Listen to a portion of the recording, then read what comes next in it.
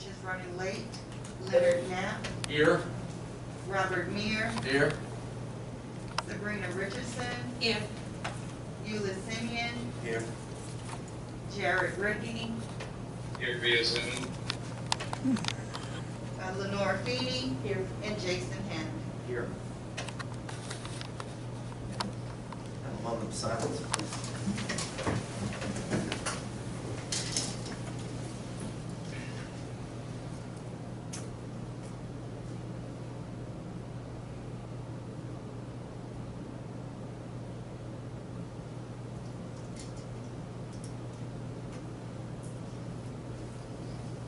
Followed by the Pledge of Allegiance. I pledge Allegiance to the flag of the United States of America and to the republic for which it stands, one nation, under God, indivisible, with liberty and justice for all.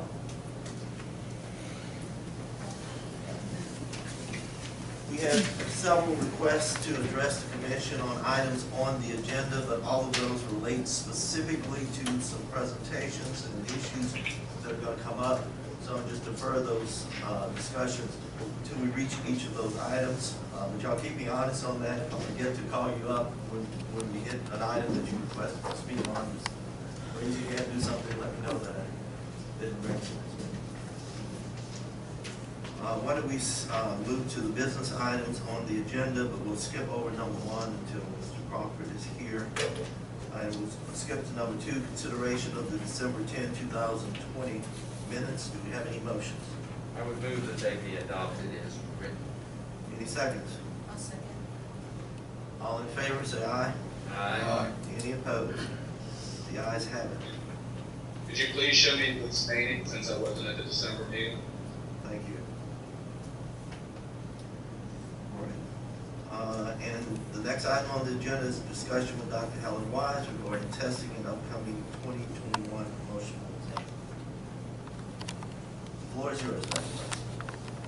Thank you so much for allowing me to come and speak to the commission today. I just want to introduce myself as well as the testing process. So I'm Dr. Helen Wise, professor of sociology at Louisiana State University in Shreveport, and I serve as the director of applied research for the Institute for Nonprofit Research and Administration. For good or for bad, I'm celebrating my 20th year in higher education here in Louisiana. In 2010, we were approached by the commission at that time to develop discussions around changing promotional testing. And there were 2 really main reasons why. There were, I believe, 40% of the test questions had been thrown out the previous year, as well as there was a movement within LSP as well as at the commission to move towards more situational judgment assessment that incorporated the new leadership training that Louisiana State Police was in the process of developing. And so over the 2010-2011 year, we worked with, or on behalf of the commission, with Louisiana State Police to conduct a much needed job task analysis at all rates. That is a best practice across the board. So if you will, I'm going to share my screen with you and walk you through a presentation that is going to address really the history of the test development. How did we get to where we are? What is the role of the subject matter expert in this testing process? I want to talk to you about the selection and use of test material and how that test material, along with SME feedback, helps to dictate the action of test. Talk about 2 things that are coming up, sort of looking ahead, and then leave some time for any questions that you might have. So as I I mentioned, when we were first contracted to work with the commission in 2010, the very first thing that we did is we went to look at the job descriptions for a trooper, job description for sergeant, lieutenant, and captain. And at that time, what we discovered is they had not been revised since about 1995. And if we know anything at all about the time between 1995 and 2010, there were quite a few changes in the workplace. And we wanted to make sure that we were capturing those changes. So over the course of the year, we worked with approximately 230 Louisiana State Police troopers to develop this job task analysis. And what I'm presenting to you right now is a very abbreviated description of what was a rather long-term process. We start with having subject matter experts generate what we call task statements. So for example, there might be 150 tasks that a trooper says they do over the course of their work experience. And the thing about that, though, is not all tasks are created equal. Some of those tasks are more important when it comes to frequency, and some of those tasks are more important when it comes to execution. So what we try to identify with these task statements is, are there consistently across the entire range certain job tasks that need to be performed? So we take all of these statements and we combine them and eliminate duplicates or ones that seem very close, and then we sort them into clusters. These clusters we call general work behaviors. So they would fall into one of these categories. And I'm going to talk about those general work behaviors and the results of this job task analysis in just a second. But I want to emphasize that once we have these task statements, it is very important that we work with subject matter experts who can help us to rate and generate content that is then linked back to all of these general work behaviors and the things that are being done by the officers themselves. And so that was the second step. This is where we have the subject matter experts. We start to develop KSAs, right? What are the knowledge, skills, and abilities that officers need to have to perform at that particular duty? And then last but not least, we come back with a ranking of those tasks.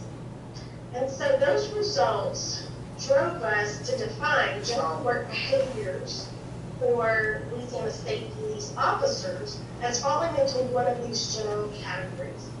Supervision of subordinates, administrative duties, internal communication, external communication, advanced supervision, policy and procedure, as well as strategic planning and budgeting.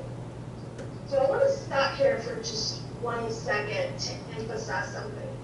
These are not all general work behaviors that you find in every single job that is performed by every single person. What we're trying to do is paint a picture of a sergeant, a lieutenant, a captain, not a captain who works in gaming or who works in the Bureau of Investigation. We want to create a baseline assessment and really have sort of a typical employee in mind when we're looking at things, right? So the biggest finding of all of this information that I'm distilling down for you, the results of the job task analysis really are demonstrated. Should the screen once more? In this graphic. So if you see this graphic, you see 2 different charts with 2 different gradations of shading. So the very first one, we were able to categorize what we term operational level to strategic level in terms of where the individual ranks are operating for the majority of their time. So as you can see in this top left corner, what we have is sergeants are primarily spending their days tasked with operational level assignments. So if we were to look at direct supervision, or if we were to look at internal external communication, those are going to be at the operational level. Lieutenants, on the other hand, have a foot in both worlds, if you will. They are there to supervise sergeants, but they're also there to be mentored by the captains. So they spend about half of their time on the operational level and about half of the strategic. The captain, on the other hand, has very little in terms of operational duties that we would assign.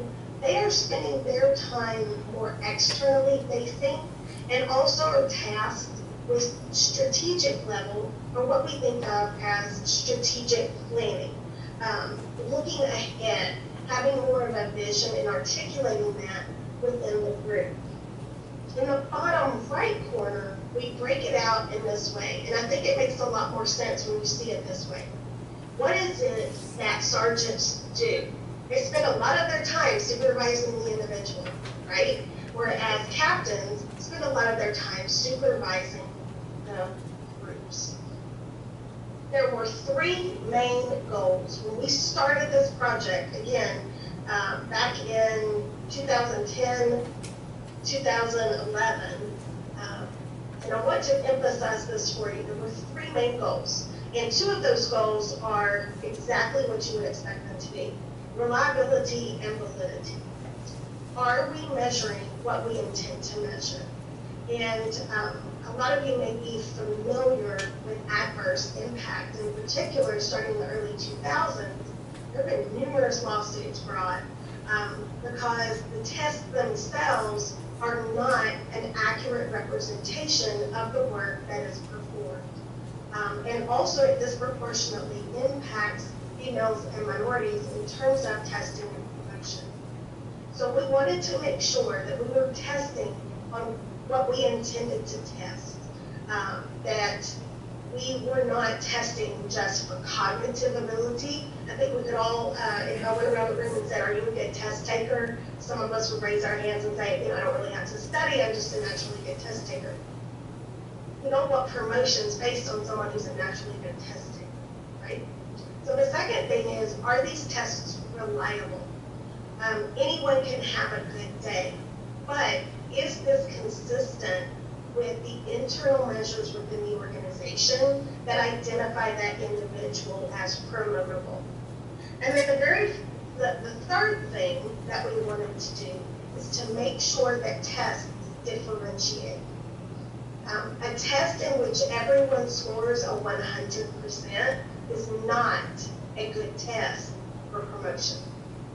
I know it might not feel that way because of the way that we view tests, but I would really argue that this is much more of one piece of an assessment related to promotion, okay? So with those three things in mind, we look to developing a test that is reliable, that is valid, and that we have the ability to differentiate between test takers for promotion. So at the time that we took over this testing, and I believe, I'm not mistaken when I say this, but the commission, along with the subject matter experts, are the ones who set the testing material. Let me talk to you for just a second about what that looks like. I do love Zoom sometimes. Thank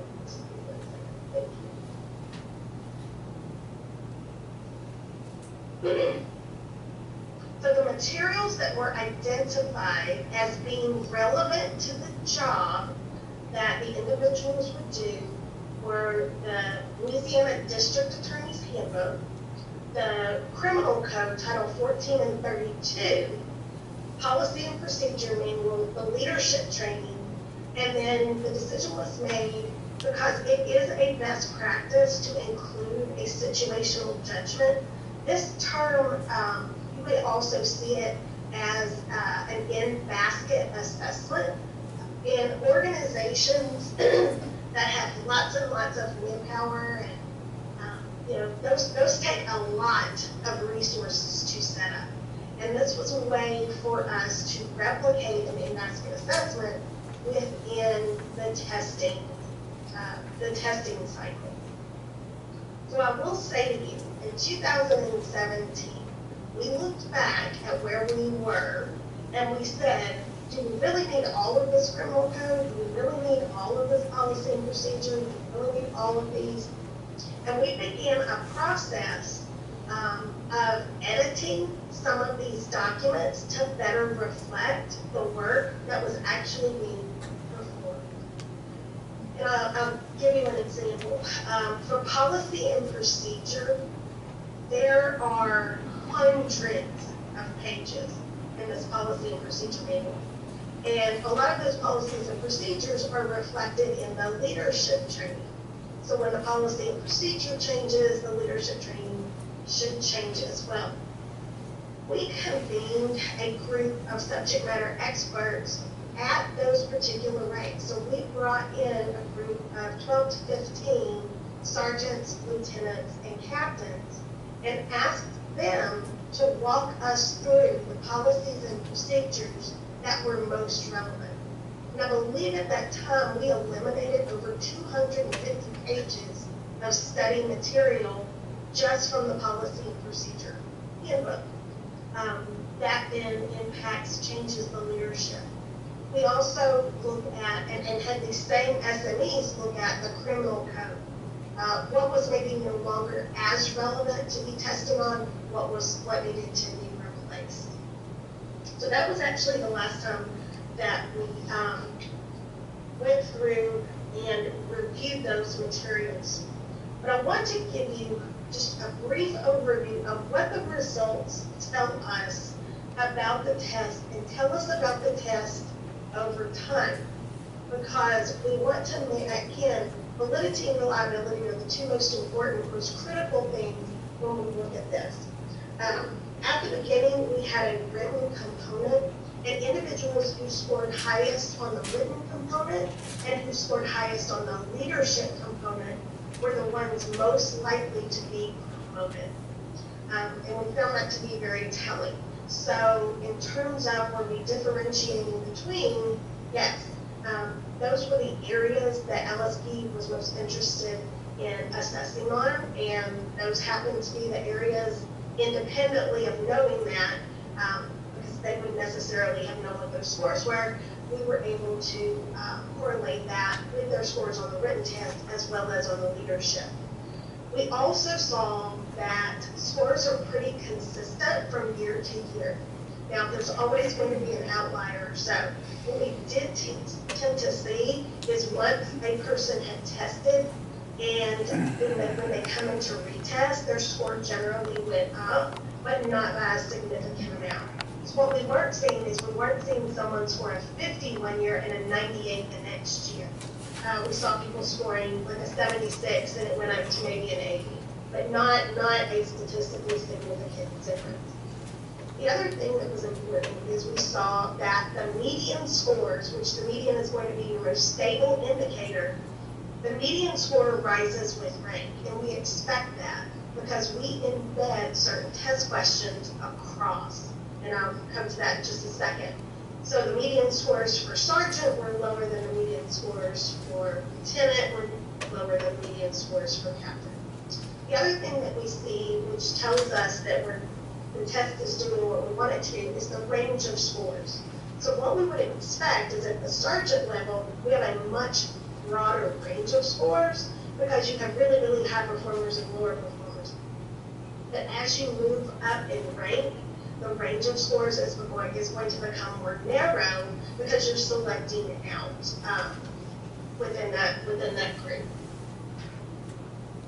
So now I want to talk to you about what is the role of the subject matter experts. This is probably the question that I field most often, not just from individuals, but like within the commission, but also within the SMEs this out, helping them to understand. Our very first year when we convened SMEs, as I said, we had over 250. We didn't need to do that again. And so every year we will have anywhere between 15 and 25 SMEs that are selected in discussion with commission staff. But usually the superintendent, as well as lieutenant colonels and the chief of staff, are the ones to make the recommendations based on the requests that we make about what we need to see. So, for example, we need more women to serve as SMEs. As of right now, there's only one woman who is a subject matter expert or qualified to be a subject matter expert. So sometimes we will request that recent retirees are brought into this as well. Let me talk to you a little bit about these SMEs. What is the role? How do we interact with them? So the role of the SME in test content is that the commission sets the content for the test under advisement from the subject matter experts. So just like in 2017, when we convened a much larger group to edit the content, other years the same thing. So at this point, we have initially met with the subject matter experts. We have laid out for them the content that was on the bulletin from last year. They have been tasked with identifying any changes to the laws, to the policies, or the procedures, and to get that back to us so that we can evaluate to see if it is important for inclusion or exclusion on this test. Once we do that, the content is then communicated to myself and the people that work with me on this, communicated to the test administrators. And we set about developing what we call a 3-to-1 question ratio. So if we're looking at developing 150 new questions, we will probably do 450 to 500 questions in order to get the good 150 that we want to use or that we want to see.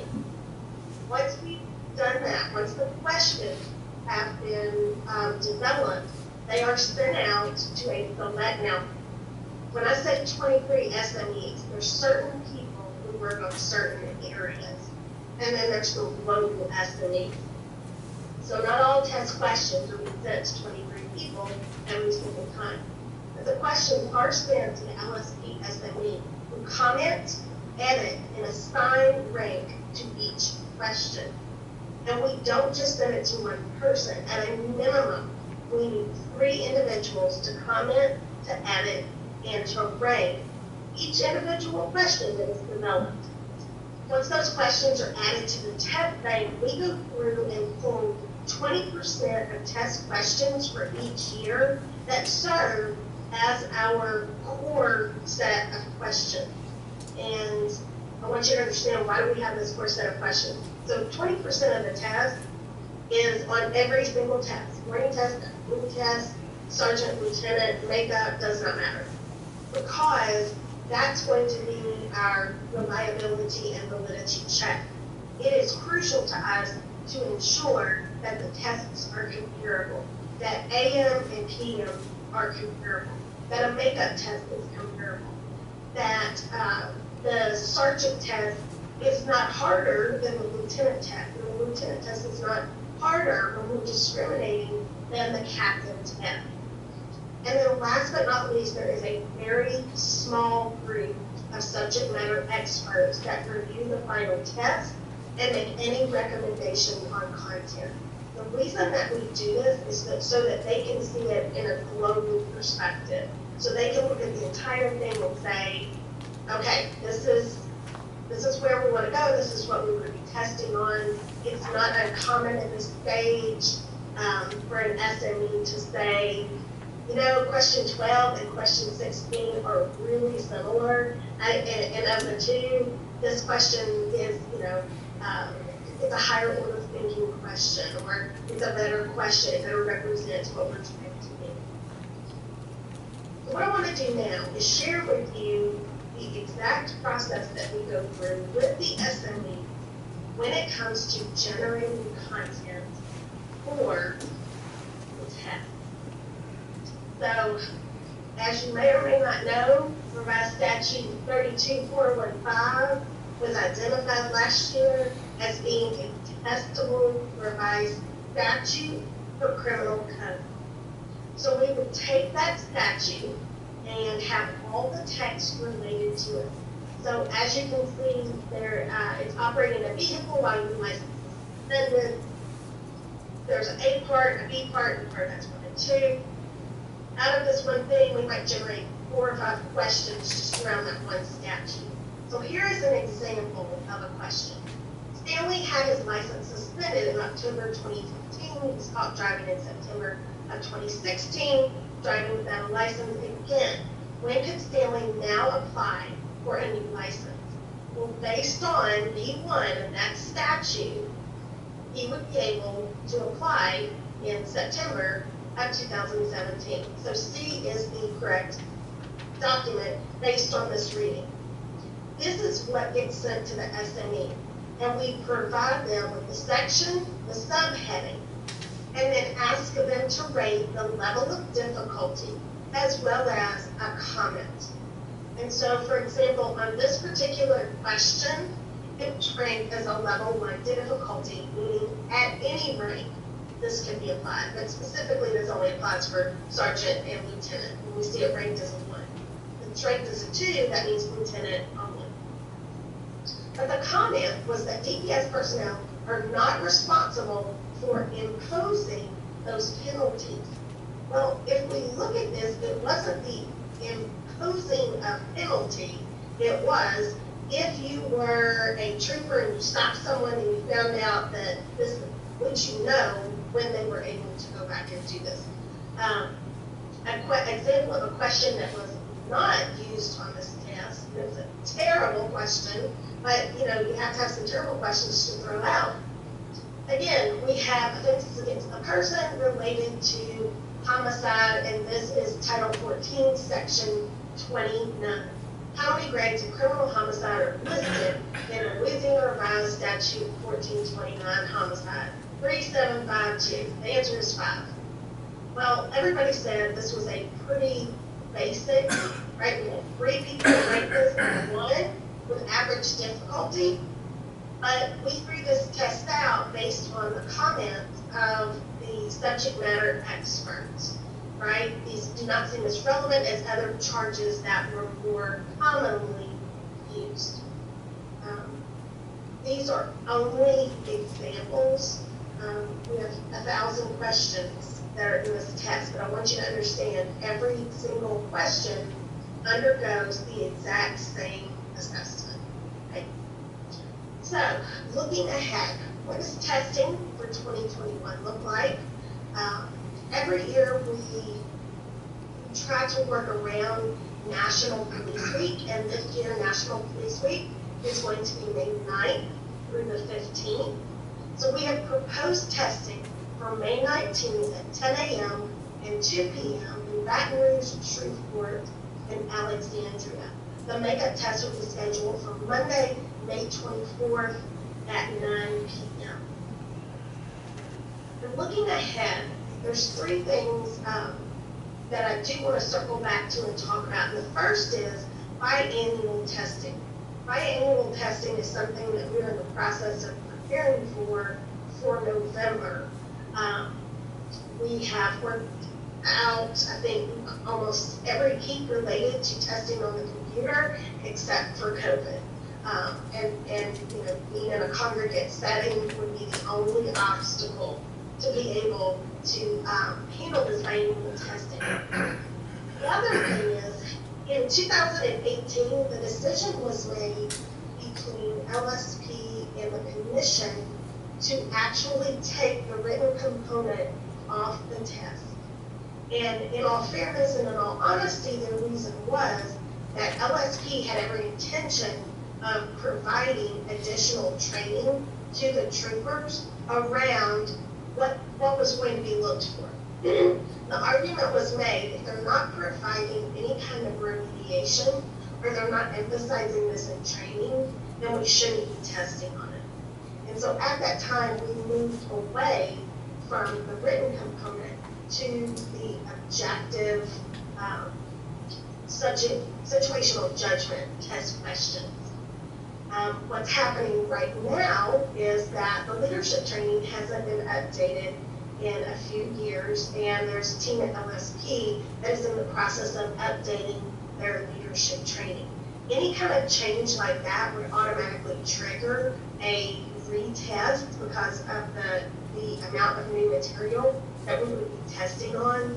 But we also will see a automatic re-trigger, or not automatic re-trigger, but we'll also see retesting occurring this year simply because a year-to-year change is not that significant. But 4 years ago to today, as you can hopefully see, there's been quite a bit of change when it comes to the test and the testing material.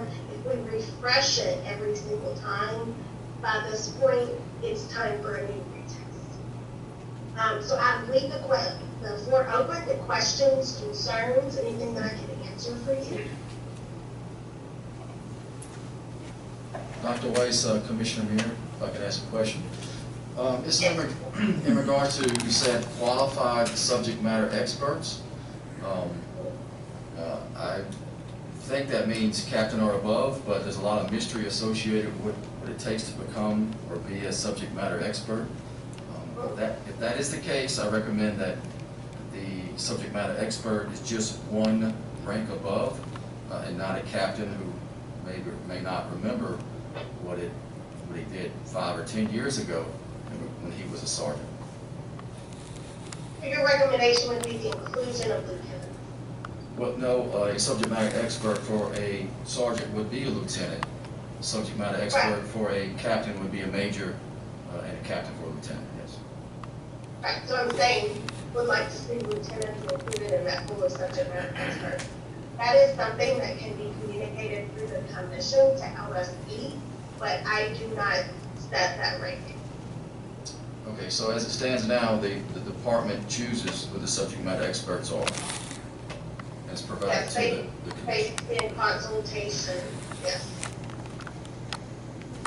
One more, another question, I'm sorry, is in regards to the material. Is the material, as you present, the same for the sergeant all the way to the captain?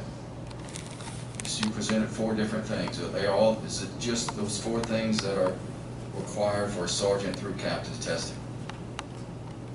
Are you talking about the proportion of each test that is reflected in the material? No, just the policy, the leadership, and... Okay, so let me say this. So all of that training makes up all of the tests, but not every test reflects that material.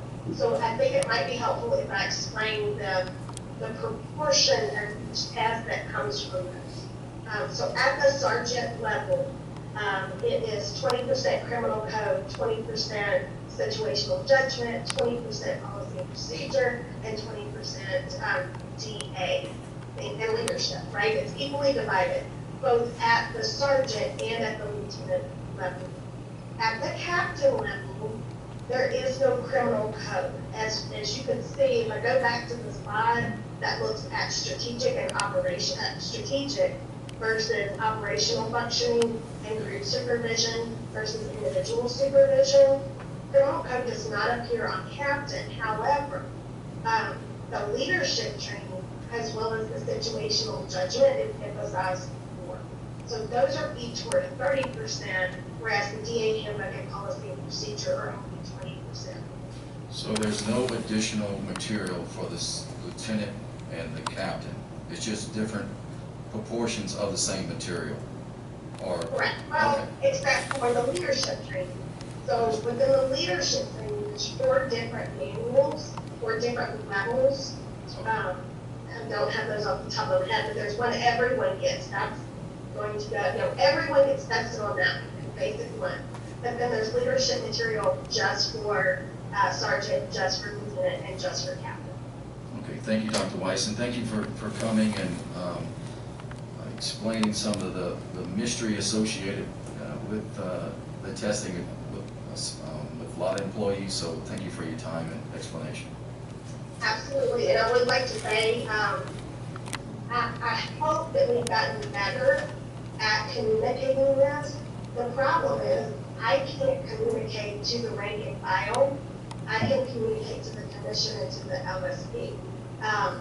That has consistently been an issue, so if there are ways that we feel like this information could be better disseminated within the organization, I'm sure that the commission as well as LSP would appreciate that. Absolutely. Any other commissioners have any questions or comments? Commissioner Richardson. Yes, sir, thank you. I just have one follow-up question, sort of piggybacking off of Commissioner Meyer. So for the subject matter experts, you mentioned that the captains are typically the subject matter experts. Is that inclusive for the sergeant's exam? Meaning that, so for the sergeant's exam, do you use current sergeants as the ones that are operating in that rank currently as subject matter experts or no? No, ma'am. Right.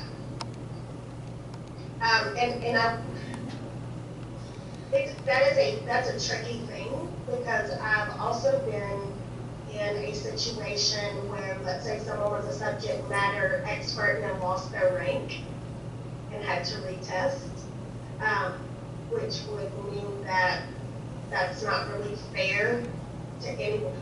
We've tried to eliminate the possibility of anyone who could be testing, separate those two out.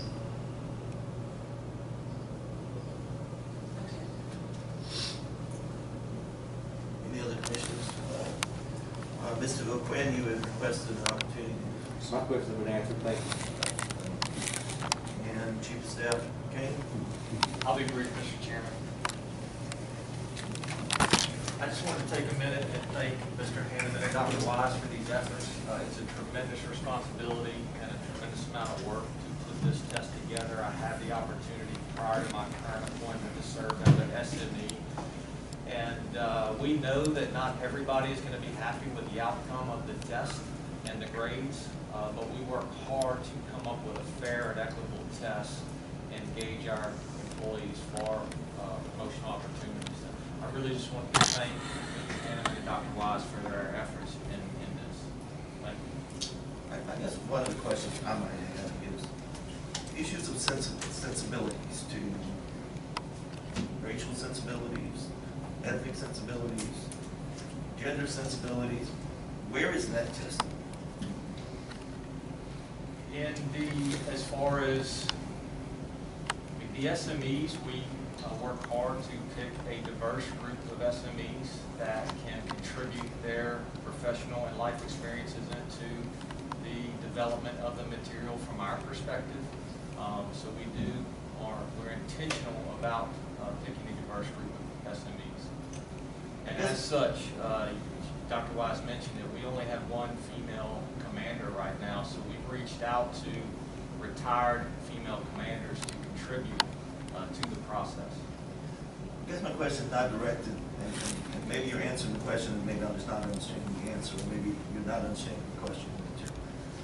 It's not directed to sensibilities in the sense of making sure the test is appropriate based on race, gender, but whether or not we are testing the sensibilities of these individuals who are going to be supervisors relative to how they treat people of different races, ethnic groups, genders. May I? Yes. I think I know what you're asking, and I want to make sure that we understand. Looking, where are troopers receiving diversity and inclusion training, and how is that reflected in the test materials? That's exactly what I'm asking, yes. Okay. So that would come under the leadership training, and in fact, there is some in that right now, but that process is ongoing.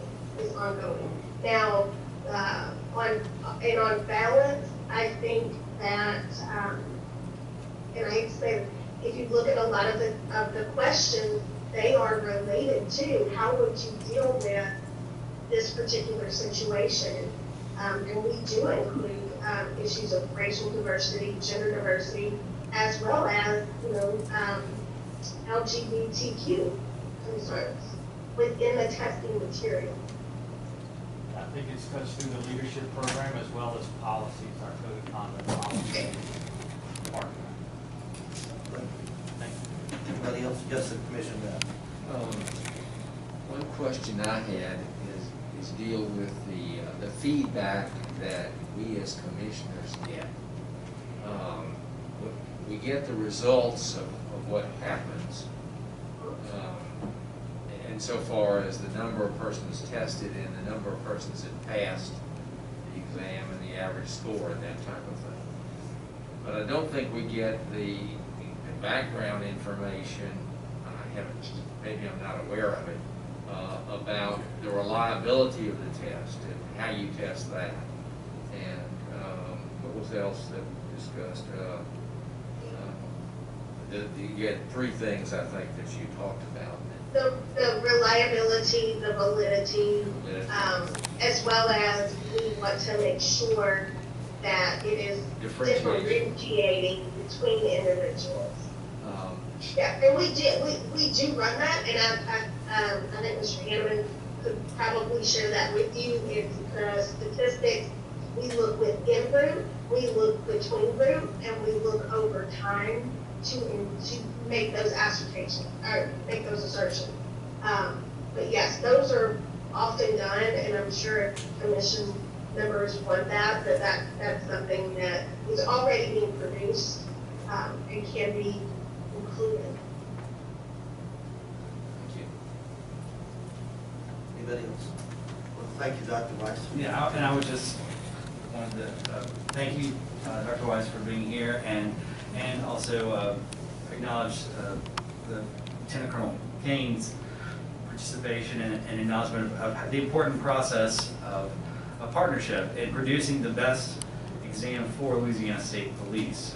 It's not a off-the-shelf examination. To the best of our ability, we produce an examination that's custom for the needs of the department based on documents that are taught or applied at the department. And from Commissioner Knapp, just as an additional follow-up, we did a few years back institute a formalized feedback process during the examination. We rolled that out since I've been here as executive director, and we've seen the benefits of that. Sort of as soon as an individual takes the examination, they can turn in a feedback form, and we've seen instances where they've noted that there was a code of conduct that was on the exam that wasn't in the study materials. And I'm able to quickly relay that to Dr. Wise. She's able to review the examination to confirm that, and then give credit, if credit is due, to anyone that may have missed that question on the exam. It's been a very good process, I believe, and we've, and actually this last exam cycle, we've had the fewest feedback or appeals as a result. And I think that that process is ongoing, and it's been productive. I want to thank you again. Well, just another issue, if you don't mind, Dr. Weiss, if you have a few more minutes that's come up, and I'd like to ask some questions about. Let's suppose, and we've been provided information on how we test for sensibility and that sort of thing, to the things that a good straight trooper should be sensitive to. If red flags come up on the test result, is there a way of identifying the trooper that came up on and addressing those issues? How do we deal with that? I've not had that situation because I believe that the commission is the owner of those results, correct? Yes. And so now, have I ever gotten a written part back? Lost you there. Oh, she was the host. Temporarily. She lost us then. She lost us. I transferred. We're really able to do some other checks Excuse me, Dr. Weiss, but you blanked out, I mean- you blanked out for a minute, and so we missed the Oh, I'm sorry, vast I'm majority of sorry. what you I said. said, we're able to do a little bit of a check. Okay, so just for example, let's say, Trooper A comes in and tests and writes some inflammatory statements that are inconsistent with the policies and the procedures of Louisiana State Police. That is also going to be reflected in the way that they answer policy and procedure questions, and it's also going to be reflected in the way that they answer those leadership questions as well.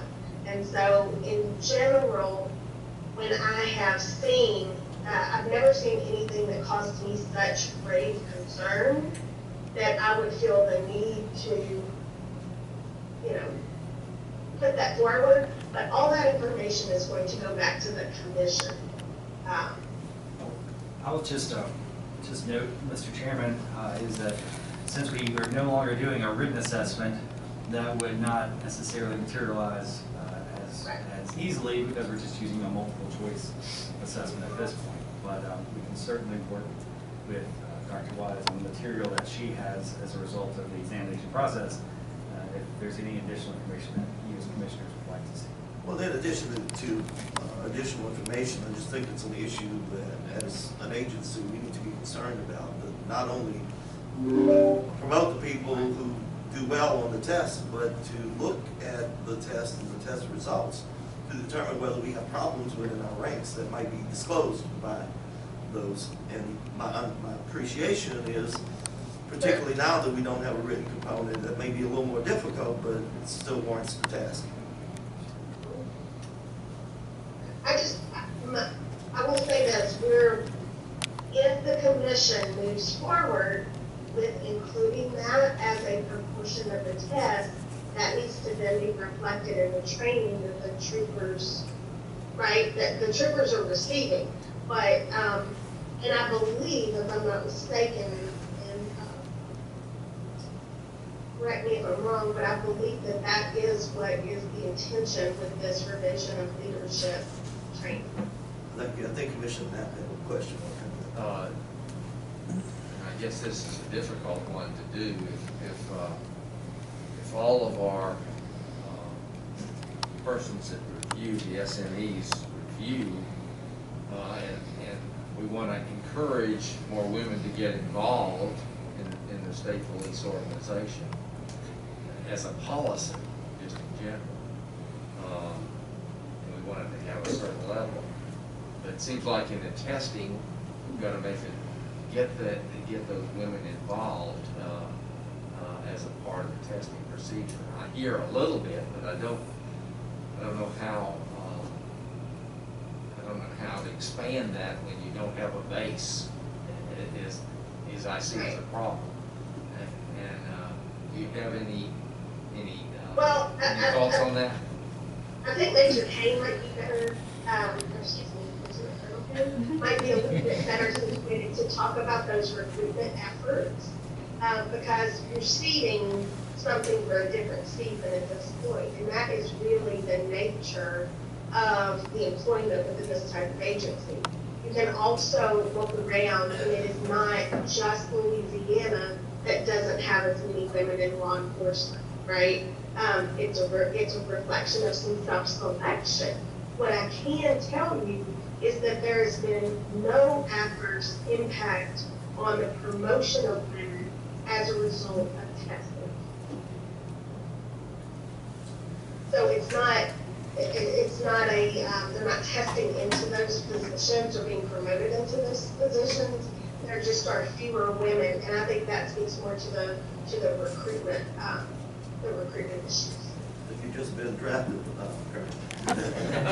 Just to speak to that briefly, that has been a challenge for us. It continues to be, but ironically, you bring this up. Just within the last 2 weeks, we had done a survey of all of our female troopers to understand what brought them to state police, their experiences through the recruiting process, the entrance process, the training process, and their careers, so that we can apply that to our recruiting efforts and hopefully reach out and plant that seed in young women across the state to increase our ranks of females within the Louisiana State Police.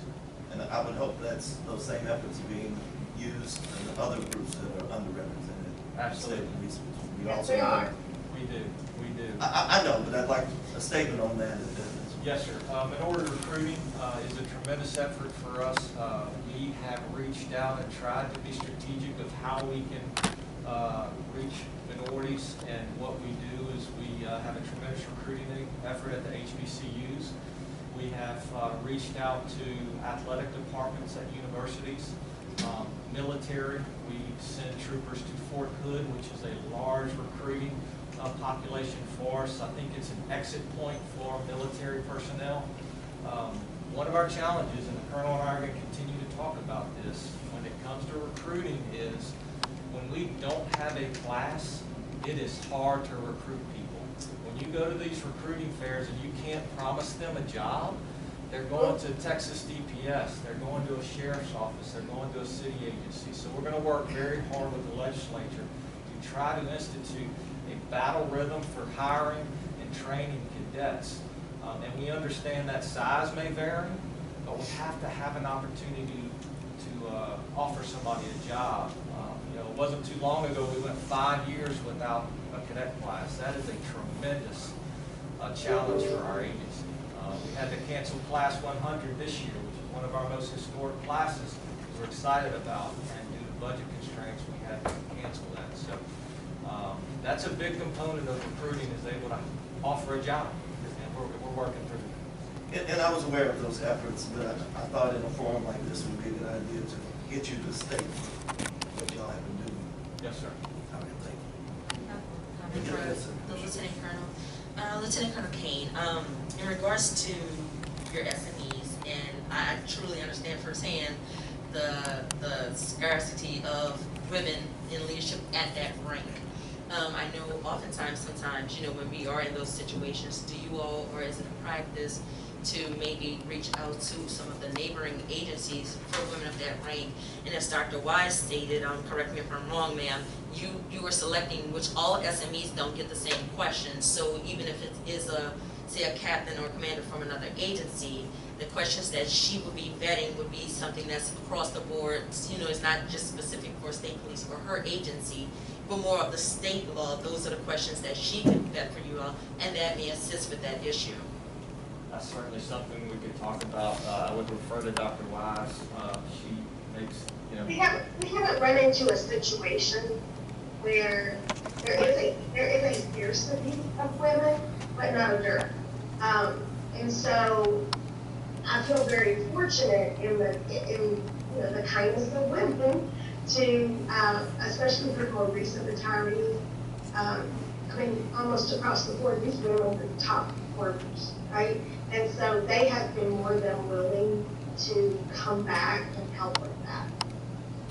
As we work to build, you know, a bigger cadre. Any other commissioners? I don't see any, so we'll let you go, Dr. West. Thank you again.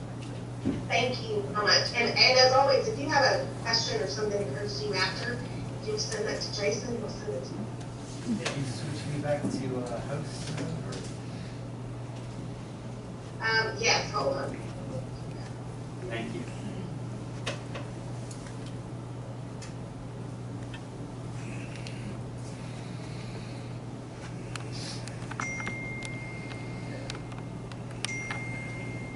Thank you.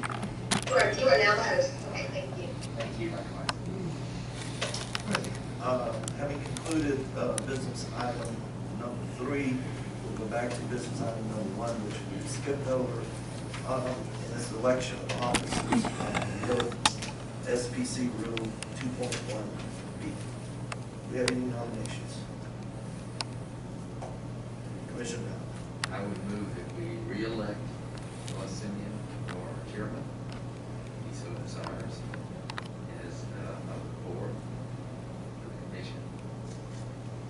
Do we have a second? Second. Any other nominations?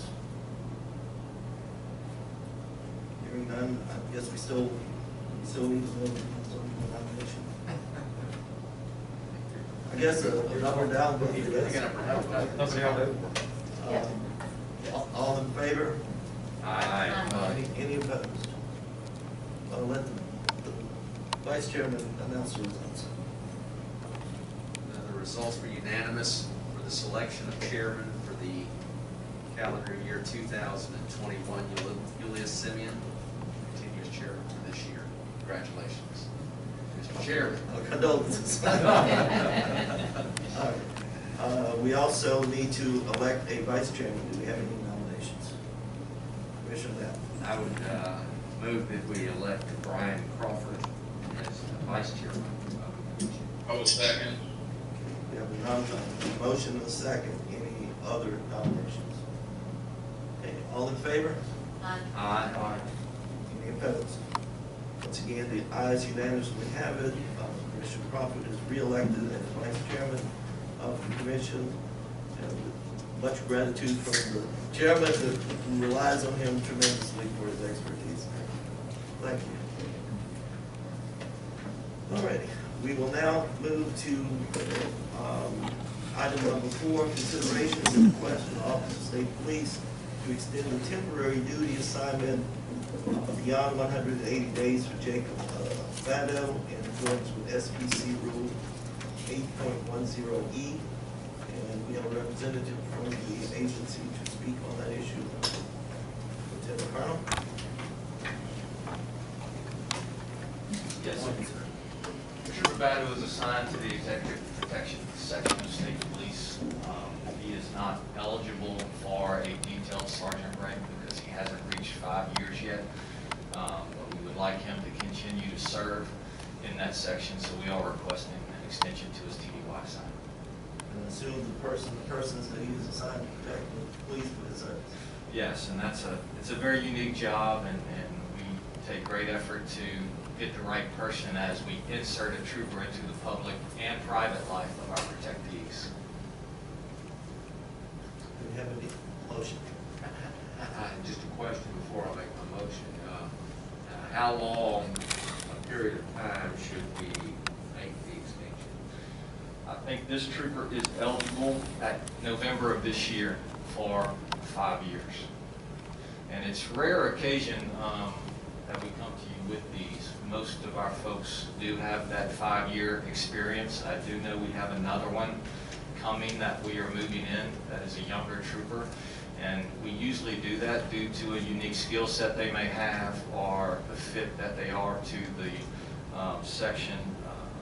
We just moved a female in and she had 12, 13 years, so we didn't have to come to you for this situation. But there is going to be that occasion where we have a trooper that doesn't reach the 5 years and would require TDY approval by the commission. Yes, sir. In Commissioner. light of that, I would recommend that we extend this TDY for this position for an additional year. Do we have a second? I'll second. Second, Commissioner Richardson. Any discussion? All in favor, say aye. Aye. Any opposed? The ayes have it. Thank you, Mr. Chairman. Item number 5 on the agenda is a consideration of items previously tabled regarding proposed changes to Chapter 11 of the State Police Commission rules. The details of those changes were previously contained in General Circulars number 203 and 211. I understand we have a couple of people who have asked to speak, Ms. Durar and Ms. White.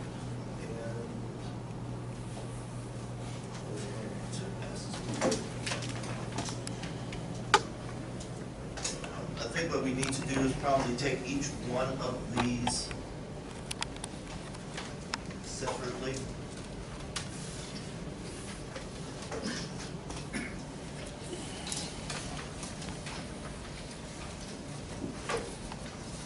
And the first one will be 11.9. Correct, Mr. Chairman.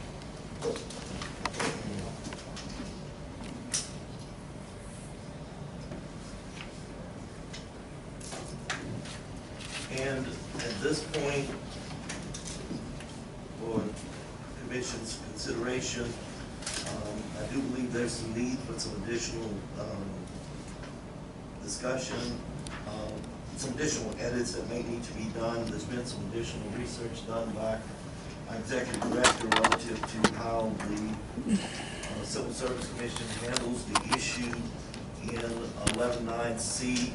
And so our suggestion would be that we reject the proposed change with the understanding that this issue will come back up again after the publication of another proposed rule change that will be more consistent both with the desires of both LSTA and the department, as well as more consistent with the outstanding practice of state civil service. Do you have anything you want to add to that, Mr. Hamlin? Yes, sir, I'm sorry. It looked like there was no opposition to 11.9A and B. Yeah, the current rule, 11.9, there were no changes with that. The only remaining change was a, Oh, okay. was 11.9C. A proposed new rule 11. Which is going to be 11.30. The parties have come together and proposed a new rule for replacing what would have been proposed as 11.9C. The parties have come together and they have a rule that would be an effort to enforce annual leave and enforce compensatory leave. And that's listed later in your chart as the proposed new rule. Chairman? Yes, Looking at the proposed 11.30, the new rule, I think it addresses and mixes the criminal and administrative investigations together, and I recommend that we make edits to 11.9C rather than, I guess we haven't talked about adopting the new rule, but I think the edits to the proposed rule change that we've already been submitted would be more in keeping with would protect the employee in regards to a criminal investigation that leads over to an administrative investigation, and then the administrative rules being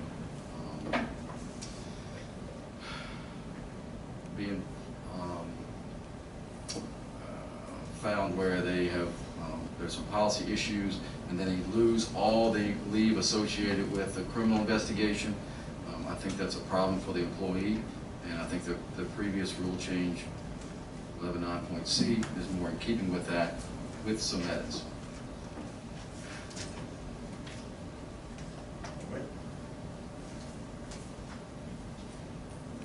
The potential problem I see is going to be very difficult for us on the fly to make those edits.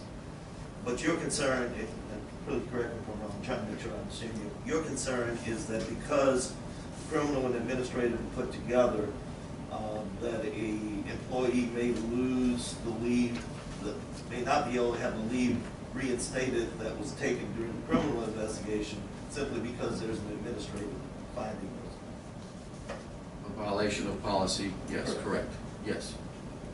And in fact, one of the issues I had was to talk about, if we're going to get into the proposed rule of 11.30, is to talk about the fact that it provides no discretion to the commission to reinstate that leave if, for example, there's no criminal conviction, but there's some discipline for something that is not sufficiently egregious to warrant the loss of that leave. There's no provision in here that allows us to reinstate that leave. That might address some of what your concern is. I just don't think we can do that on the fly during the course of this meeting. But yeah, that is one of the issues I have as well. Mr. Chairman. Yes, sir. Commissioner Brown. So, just to piggyback onto your comments, is in reading 11.30, if a member is forced to use leave because of a criminal investigation, the criminal investigation is found to be dismissed or not guilty, or one of the other provisions that are listed in the text, but they find the trooper in policy violation, he's provided some level of discipline. The trooper is still because he's been disciplined, he's still allowed to appeal the discipline, but not necessarily but I would argue, or maybe, that if the trooper comes here to have his discipline overturned, if his discipline is overturned, then he does fall back under this rule, and that it's been overturned and he is made whole, and that time that he was forced to take,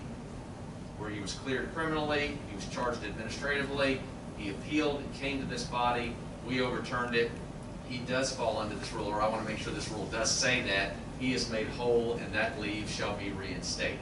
I agree with your read. Are we on the same page? I agree with Okay. your read of the rule. However, Okay. I think the rule is still, my view is the rule is still too narrow, because we may affirm the discipline, but the discipline may have been for some conduct that was not sufficiently egregious to warrant the loss of all of the leave that he lost during the criminal investigation that went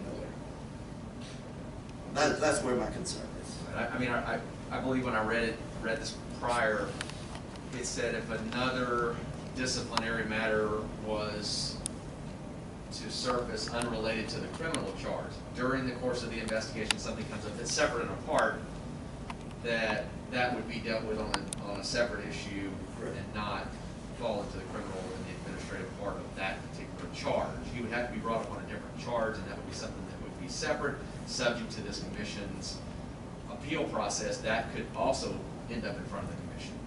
And I agree with that read as well, but still, you could have a situation where the discipline is related to the conduct that was the criminal prosecution, but the finding is of,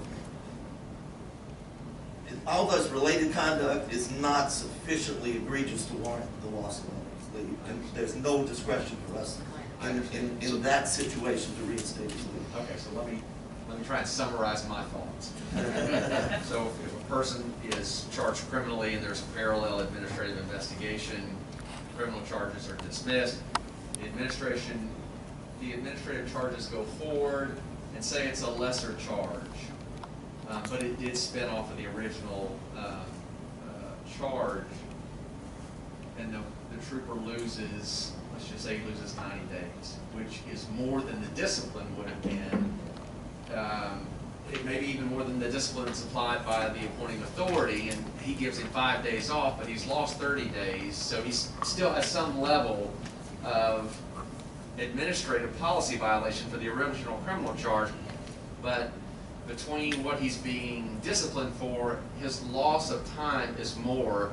Okay, I got it. That's the situation I'm concerned. And so, yeah, we need to have some type of provision in here that gives the commission discretion to review loss of time for the trooper. If I would say almost in any case, if a trooper comes before this body and appeals a level of discipline by the appointing authority, this body should have in place provisions to make that trooper whole as they see fit.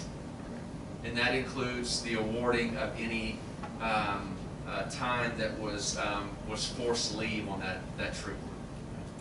I think that might address Commissioner Mears' concern as well. Yes, Mr. Crawford, and my concern is that there's no limitations to a criminal investigation. They are for administrative. Right. And the potential opportunity to use the criminal for the purpose of administrative, and you're going to find some administrative violations if you do a 6-month investigation, and it's beyond the spirit of an administrative limitation, and not turn a small administrative investigation is something bigger than it is. But this is a way to do the criminal investigation first, because I say rarely, but they usually don't do a criminal and a administrative parallel. It's criminal first, then administrative, and so the only limitation is they can't draw anything less than 200. Their balance under 240. There's no other limitations.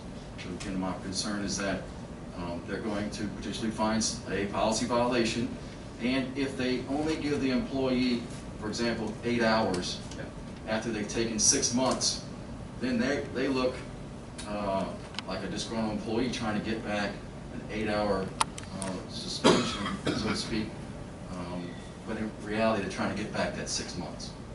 but there are some policy violations that they're gonna have to deal with, because of the lengthy investigation.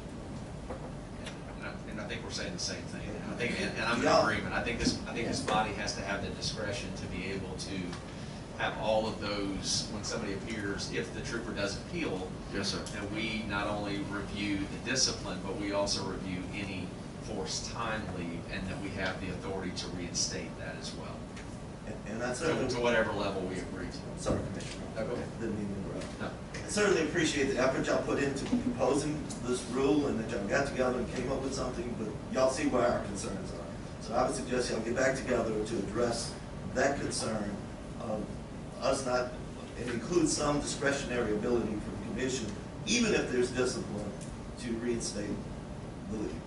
Well, Yes, sir, Commissioner. my suggestion is that we could propose some rules and just have go ahead and promulgate it for February meeting, changing, I guess we want to change force to enforced leave on the thing, and then add a clause in that we can propose rather than send it back to the agencies again. That's fine.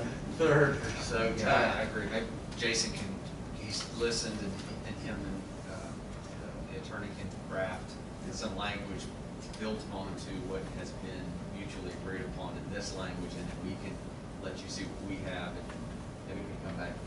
We can tweak it. Yeah. If we need to in February. My suggestion. I so move. And if I could For the just record, we comment, need. Commissioners, Michelle Jerome on behalf of the agency. I wanted to thank Mary Ann White and the members of the LSTA. We got together and we vetted this. And to address your concern, it was our belief that the portion of the third paragraph of the rule that says that the commission shall restore the leave if they determine there was no cause for discipline or the administrative violations were not substantially related to the criminal allegation. But the problem is it could still be substantially related to the criminal allegations, but just not be of a significant nature. And the concern for us is the placement on forced leave is a tool that the appointing authority can invoke to keep the employee away from the job while the investigations are ongoing. It's not punishment, and it doesn't happen in every situation. It's usually those situations where we realize there's something serious and that there is some meat to the allegation that would warrant the employee being away. So it sounds like we're all really on the same page. It's just we're concerned about the wording that was used. And we can fix that problem with some different wording. May not even need a whole new paragraph. We may just need to address that paragraph 3 and put the appropriate language there. So we're going to come up with some language. We'll promulgate it at time for the February meeting. So that's the motion. We have a second on that motion? Second. I'll say. All right. All in favor? Aye.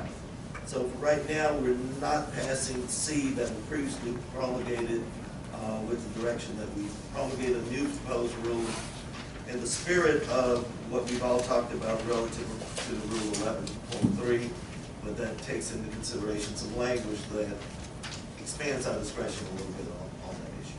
Chairman, would you give me just a moment? I just want to echo Michelle's words as far as, this is Mary Ann White on behalf of the LSTA. We did have multiple meetings, multiple conversations and drafts, and so we did, work very hard and came together on this, and we appreciate all of your efforts to the commission and looking hard at this issue too. Thank you. Any other questions or comments before we move on? All right.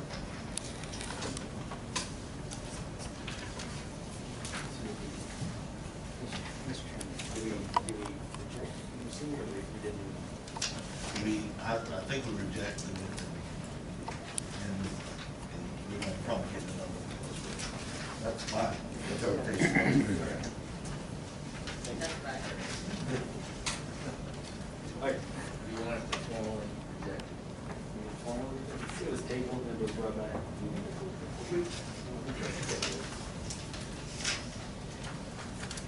I think in my earlier discussion, I kind of combined two different issues. I combined the discussion of 11.9 and 11.19. 11.19 is the one where there's some research that's been done by the chairman And we need to probably promulgate a rule that will be more consistent with, a rule that will allow the transfer of certain aspects of leave than what we were trying to do earlier. And I understand, Jason, you're going to propose some language in time for our February meeting that would be more consistent with allowing a transfer of leave. That's correct, Mr. Chairman. So if anyone would so move, we can reject the So current moved. rule changes with that in mind. A second? Any discussion? That was for 11.19. That was for 11.19, correct.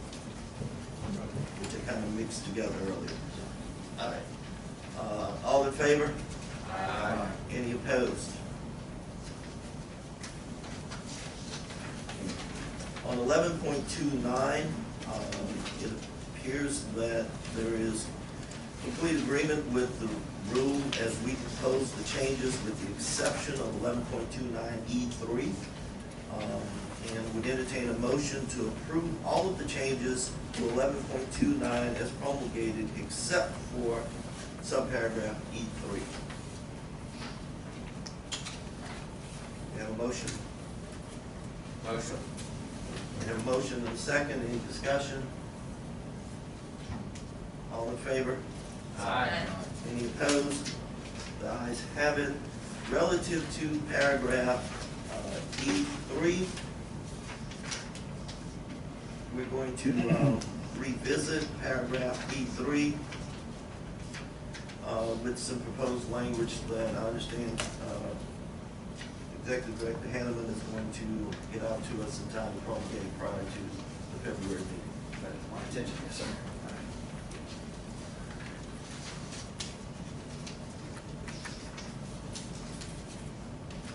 Okay, 11.30, we've already talked about. And the only thing that remains is, we previously rejected, Rule 21.2.1, those, we previously rejected those changes. But we would be open to discussion, because we are going to be looking at that rule, and if there's any discussion relative to, I guess we just need to promulgate some new language for that before we try to take discussion away. And then we were also, Mr. Chairman, 21.21 was originally promulgated on General Circular number 211 as a new rule, permanent rule 11.35. The commission decided to incorporate that to the emergency rules because it was related to COVID, special COVID leave, and special COVID leave buckets. The rules were adopted as 21.2.1 A through C. Those were adopted. However, provision D, as you mentioned, was rejected at the time. And the understanding that the agency would review the verbiage and get back with the commission on the employees that were impacted, potentially impacted, and provide some verbiage. And we haven't gotten any feedback from the department. Not as of yet.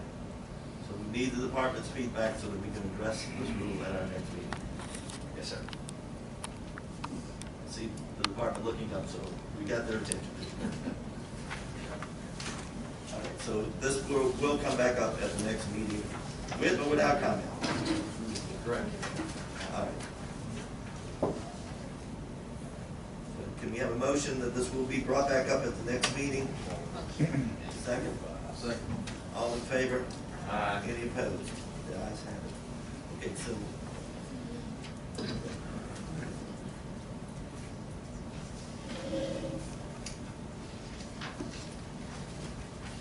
I think that takes us to the end of our business items on the agenda. Do we have a director's report? Mr. Chairman, we do. I'll be brief. First item on my report is to congratulate Commissioner Crawford on his reappointment to this commission. We have a fresh 6 years. We've now got the official word.